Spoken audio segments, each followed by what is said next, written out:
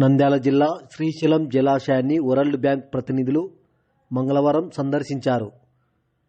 Srisailam dam రక్షణార్థం నిపుణుల committee, జలవనరుల శాఖ అధికారులు ప్రతిపాదించిన 130 కోట్ల పనులకు సంబంధించి క్షేత్రస్థాయిలో పరిశీలన నిమిత్తమై వారు డ్యాంను సందర్శించారు. శ్రీశైలం డ్యాం నీటి నిల్వలు, గేట్ల పనితీరు, వరదల సమయంలో చేపట్టిన చర్యలు తదితర అంశాలపై ఆరా తీసి పనుల ఆవశ్యకతను పరిశీలించారు. అనంతరం డ్యాం అధికారులతో సమీక్షా సమావేశం నిర్వహించారు.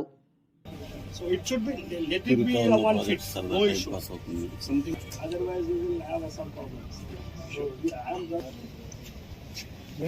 So they will be doing it all manually. No,